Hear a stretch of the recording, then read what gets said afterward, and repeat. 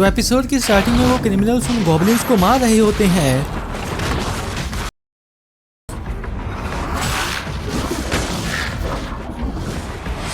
और उन्हें देखकर चीजुल कहता है ये लोग भी किसी बीच से कम नहीं है। तो वो भी कुछ गॉब्लिन्स को मार देता है और उससे देखकर किम कहता है ओल्ड मैन सॉन्ग भी एक बीस्ट ही है। इधर जिन्वू भी एक गॉब्लिन को मार देता है। इसके बाद चीयुल कहता है ये ग्रुप निपट गया है, पर तुम वाकई ताकतवर हो गए हो संग, और तुम्हें वैसा अच्छा डैगर कहाँ से मिला। साथ में जो ही कहती है इससे याद आया तुम्हें आज बिल्कुल भी चोट नहीं आई है जिन्वू। तो जिन्वू कहता है ऐसा क्या।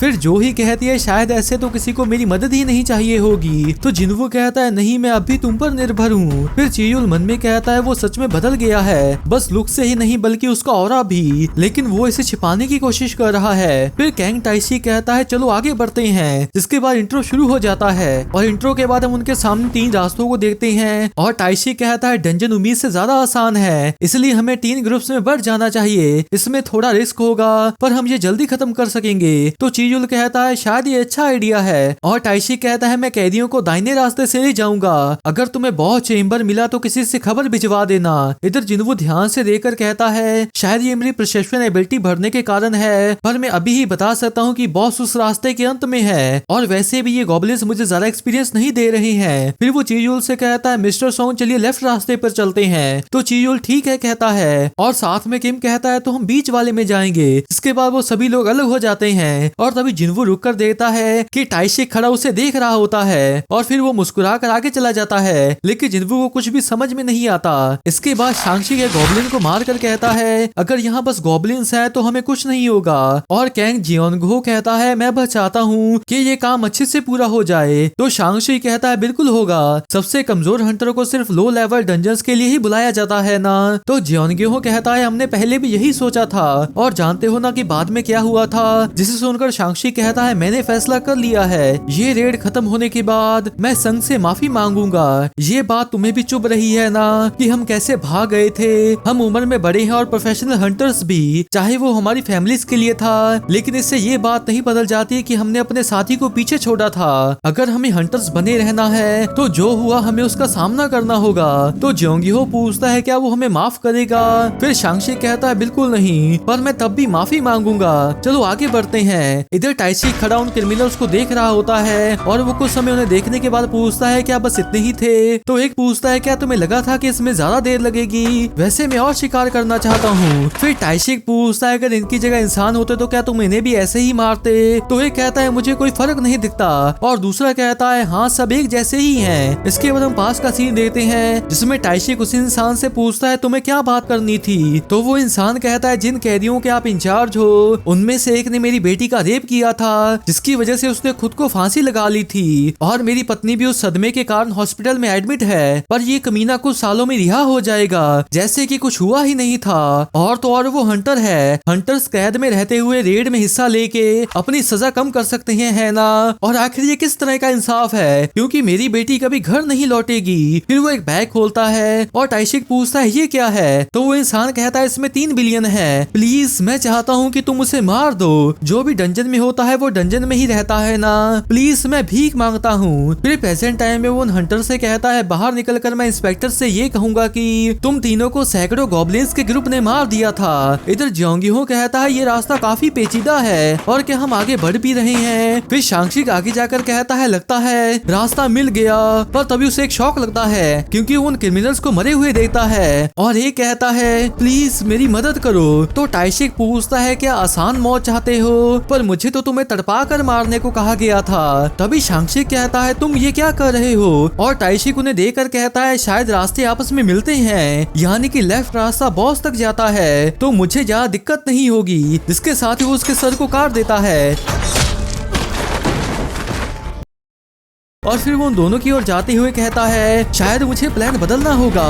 इधर जिन्वू मन में कहता है वो कैंग टाइशी का अपने इंस्पेक्टर बॉस के साथ हॉस्पिटल में मुझसे मिलने आया था और उम्मीद है कि वो मुझे भूल गया हो, पर तभी उसे चिल्लाने की आवाज सुनाई देती है। जिसके बाद वो सभी भागकर वहां जाते हैं और फिर वो उन तीनों क्रिमिनल्स को मरा हुआ देखते हैं, जिसे देखकर जो ही भी चिल्लाती है और तभी चीयुल दूसरी ओर भाग कर जाता है और हम देखते हैं कि जियोनगहो भी मर चुका होता है। तभी शांगशी जरा सा हाफता है, जिसके बाद जिन्वू दूसरी ओर देखकर एकदम से घबरा सा जाता है क्योंकि शांगशिक अपनी आखिरी सांसें ले रहा होता है। फिर वो जोही से कहता है उन्हें हील करो, जल्दी से उन्हें हील करो। जिसके बाद वो जाकर उसे हील करती है और शांगशिक भी होश में आता है। जिसके बाद जोही कहती है मिस्टर किम प्लीज हौसला रखिए। और चेयुल उसे देखकर मन में कहता है ये किसी बीच का काम नहीं है, हथियार काफी धारदार था और ये करने वाले ने जानबूझकर इसे पूरी तरह नहीं मारा। तभी शांगशिक कहता है छोड़ दो, मैं नहीं बचूंगा। फिर जिनवू कहता है आप ये क्या कह रहे हो, आपको जिंदा रहना होगा, आपका एक परिवार है ना, आपको कैसे भी जिंदा रहना होगा वरना मैं आपको दोष कैसे दूंगा। तो शांगशिक कहता है माफ करना, मुझे सच में माफ करना, मैंने सोचा नहीं था कि ऐसा कुछ हो जाएगा। मैं तुमसे अच्छे से माफी मांगना चाहता था लड़के, मैं सच में माफी मांगता हूँ और वो भी दिल से। जिसके साथ ही वो मर जाता है, जिससे जिनवू भी शॉक हो जाता है और जोही भी रोने लग जाती है। तभी दूर से टाइशिक हमला करने आता है जिससे जिनवू रोक लेता है और जोही को भी बचा लेता है। फिर टाइशिक पीछे होकर कहता है वाओ तुम तो तेज हो, मैं पहले हीलर को मारने वाला था पर लगता है कि तुमने उसकी किस्मत बदल दी। फिर चीजुल पूछता है मिस्टर कैंग क्या ये आपने किया है। तो टाइशिक कहता है किया हो तो। फिर चेयुल पूछता है पर तुम तो हंटर्स एसोसिएशन से हो ना, और क्या तुम्हें लगता है कि तुम बच जाओ। पर तभी टाइशी कहता है मेरे पास एक कमाल की कहानी है, मैं कहने वाला था कि ये गॉब्लिन्स के ग्रुप का काम था पर अब ये कहूंगा कि कैदी भागना चाहते थे इसलिए उन्होंने सबको मार दिया। और ये सब तब हुआ जब मैं बॉस से लड़ रहा था और उन्होंने मुझे भी मारने की कोशिश की पर उनका मुझ जैसे बी रैंक के खिलाफ कोई मुकाबला ही नहीं था, इसलिए मैं अकेला बच गया। क्या कहते हो, परफेक्ट है ना। तो जिनवू कहता है कमीने। तभी चेयुल कहता है तुम उससे नहीं लड़ सकोगे इसलिए मैं जाता हूँ और किम मैं ये ले रहा हूँ, मुझे तलवार उठाए काफी वक्त हो गया है। फिर वो मन में कहता है वो एक बी रैंक है, मुझसे एक लेवल ऊपर, पर फिर भी। जिसके बाद वो कहता है मिस जोही क्या आप मेरी फिजिकल स्ट्रेंथ को बढ़ा सकती हो। तो जोही हाँ कहकर उसे एक फिजिकल बफ देती है। फिर चेयुल मन में कहता है असैसिन टाई वालों का डिफेंस कमजोर होता है, मैं उसे निशाना बनाऊंगा। और टाइशी कहता है एक नाकाम मेघ अगर ताकत का सहारा ले तो उसका ही घाटा होगा। तो चेयुल कहता है अभी मैं एक स्वॉर्ड्समैन हूँ। तभी टाइशिक उस पर हमला कर कहता है पर तुम्हारी स्किल मैजिक है तो तलवार उठाने से कुछ नहीं होगा।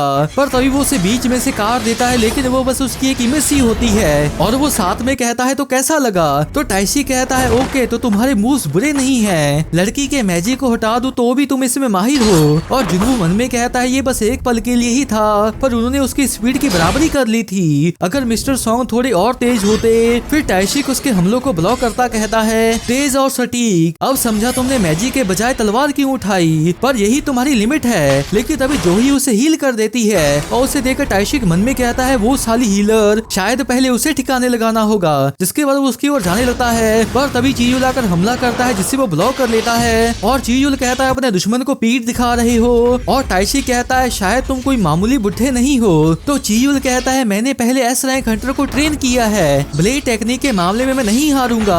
तो टाइशिक जंप लेकर कहता है शायद तुम्हें जो पावर मिली है उसकी भी अपनी लिमिट है। फिर वो उस पर लगातार हमले करते हुए कहता है और क्या तुम्हें सच में लगा था कि तुम्हारे जैसा एक मेघ एक असैसिन की बराबरी कर लेगा। जिसके बाद चीयुल अपने घुटनों पर आ जाता है और जोही भी उसे हील करने लगती है पर तभी उसकी पावर भी खत्म हो जाती है। जिसे देखकर टाइशी कहता है तुम्हारी हीलर भी निकम्मी है। फिर वो उसके पास आकर कहता है खेल खत्म हुआ। लेकिन जैसे ही वो हमला करने लगता है तो चीयुल अपने मैजिक का इस्तेमाल करता है और फिर मन में कहता है क्या इसने काम किया। पर तभी टाइशी कहता है तुमने तलवार उठाई ताकि मैं तुम्हारे मैजिक पर ध्यान ना दूं और जब मैं तुम्हें मारने जाऊं तो तुम मुझे उड़ा सको। तुम जैसे मरियल बुढ़े के लिए बुरा प्लान नहीं था। और चीयुल मन में कहता है क्या यही मेरा अंत है। जिसके बाद वो उसे मारने लगता है और जोही भी अपनी आंखें बंद कर लेती है। पर जैसे ही वो उसे खोलती है तो वो देखती है कि जिनवू ने चीयुल को बचा लिया होता है। फिर टाइशी कहता है तुम फिर से, और आखिर तुम हो कौन। तो जिनवू कहता है ई रैंक हंटर संग जिनवू। जिसके साथ ही पहले पार्ट की एक्सप्लेनेशन एंड हो जाती है। तो गाइस मैं होप करता हूँ कि आपको ये एक्सप्लेनेशन अच्छी लगी होगी। अगर आपको ये एक्सप्लेनेशन अच्छी लगी है तो इस वीडियो को लाइक कर दें और नीचे कमेंट भी जरूर कर दें। इसके नेक्स्ट पार्ट की एक्सप्लेनेशन वीडियो आज शाम तक आ जाएगी। तो अगर आप उसे मिस नहीं करना चाहते तो चैनल को जरूर सब्सक्राइब कर लीजिए। तो मिलते हैं एक और एक्सप्लेनेशन वीडियो के साथ, तब तक के लिए टाटा बाय बाय।